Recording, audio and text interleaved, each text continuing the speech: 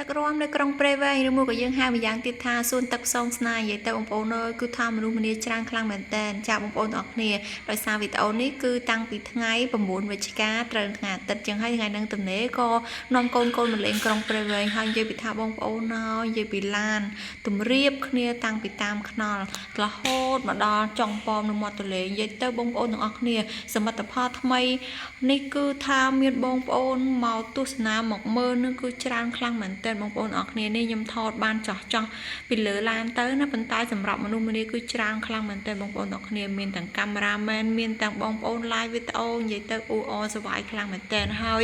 ឃើញមនុស្សម្នាអញ្ចឹងតិចថាស្អុះស្អាប់ទេអត់ទេបងប្អូនដោយសារយើងនៅមាត់ទន្លេអញ្ចឹងហើយគឺថាខ្យល់បក់មកទៅសៀកជាមួយនឹងទឹកហ្នឹងគឺថាឲ្យមានអារម្មណ៍ត្រជាក់ស្រស់ស្រាយអញ្ចឹងហើយទោះបីជាមនុស្សច្រើនក៏អត់មានអារម្មណ៍ថាស្អុះស្អាប់អីដែរអញ្ចឹងបងប្អូនដែលមកលេងហ្នឹងមិនមែនមានតែក្មេងៗទេសូម្បីតែចាស់ហ្នឹងក៏គាត់ចង់មកមើលដែរហើយជាពិសេសទៀតបងប្អូនខ្លះគឺគាត់ដាក់ទាំងរមាក់មកតែម្ដងដោយសារតែនិយាយទៅបងប្អូនអរគ្នាទឹកហ្នឹងគឺស្អាតខ្លាំងមែនទែននៅខាងក្រៅនិយាយទៅគឺស្អាតហើយមានចម្រុះពណ៌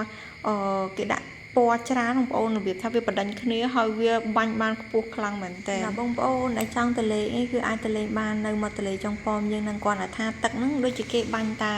ថ្ងៃសៅរ៍អាទិត្យឯងបងប្អូនអរគ្នាខ្ញុំអត់សូវច្បាស់ដែរហើយវេលាម៉ោង6កន្លះឡើងទៅបានគេបាញ់អញ្ចឹងណាបងប្អូន